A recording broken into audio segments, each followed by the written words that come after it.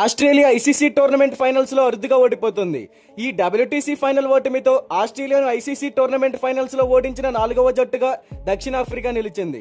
అంతకు ముందు 1975 ప్రపంచ కప్ లో వెస్టిండీస్, 1996 ప్రపంచ కప్ లో శ్రీలంక, 2010 టీ20 ప్రపంచ కప్ లో ఇంగ్లాండ్ ఆస్ట్రేలియాను ఫైనల్స్ లో ఓడించాయి. అయితే లార్డ్స్ క్రికెట్ గ్రౌండ్ లో జరిగిన ప్రతిష్టాత్మక వరల్డ్ టెస్ట్ ఛాంపియన్షిప్ ఫైనల్ 2025 లో దక్షిణాఫ్రికా ఆస్ట్రేలియాను 5 వికెట్ల తేడాతో ఓడించి చరిత్ర సృష్టించింది. ఈ విజయం దక్షిణాఫ్రికాకు 27 సంవత్సరాల తర్వాత దక్కిన మొట్టమొదటి ఐసీసీ ట్రోఫీ కాగా ఆస్ట్రేలియాను ఐసీసీ టోర్నమెంట్ ఫైనల్స్ లో ఓడించిన 4వ జట్టుగా కూడా రికార్డు సృష్టించేలా చేసింది. ఈ ఫైనల్ మ్యాచ్ ఉత్కంఠభరితంగా సాగింది. టాస్ గెలిచి బౌలింగ్ ఎంచుకున్న దక్షిణాఫ్రికా కగిసో రబాడా అద్భుతమైన బౌలింగ్ తో ఆస్ట్రేలియాను మొదటి ఇన్నింగ్స్ లో 202 పరుగులకే పరిమితం చేసింది.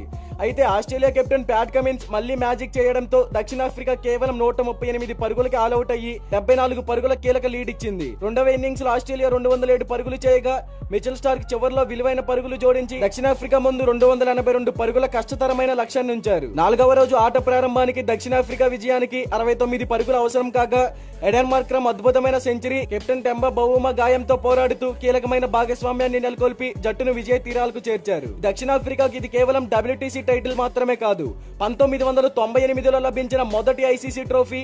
అంతకు ముందు సౌత్ ఆఫ్రికా 1998లో ఐసీసీ నాకౌట్ ట్రోఫీని గెలుచుకుంది. క్రికెట్ చరిత్రలో చోకర్స్ అనే పేరుతో అనేక నిరాశలను ఎదుర్కొన్న దక్షిణాఫ్రికాకు ఇది ఒక చారిత్రాత్మక విజయం. Aiden Markram, Kagiso Rabada, Temba బౌమాల అద్భుత ప్రదర్శన ఈ విజయంలో కీలక పాత్ర పోషించింది. ఆస్ట్రేలియా ఐసీసీ టోర్నమెంట్ ఫైనల్స్ లో అరుదుగా ఓడిపోతుంది. ఈ డబ్ల్యూటీసీ ఫైనల్ ఓటమితో ఆస్ట్రేలియాను ఐసీసీ టోర్నమెంట్ ఫైనల్స్ లో ఓడించిన 4వ జట్టుగా దక్షిణాఫ్రికా నిలిచింది.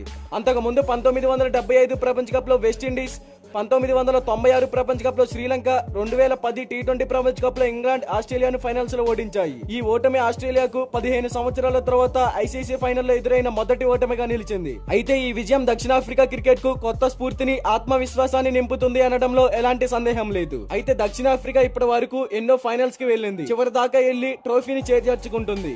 వాళ్ళ ఆశలన్నీ నిరాశలయ్యాయి.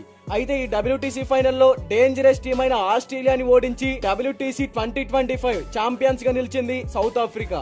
మరి దీనిపై క్రికెట్ ఫ్యాన్స్ గా మీరేమంటారు? ఈ మ్యాచ్ లో మీకు ఎవరి పర్ఫార్మెన్స్ అద్భుతంగా అనిపించిందో కామెంట్ చేయండి. ఇలాంటి క్రికెట్ కంటెంట్ కోసం మన ఛానల్ ని సబ్స్క్రైబ్ చేసుకోండి. Thank you for watching.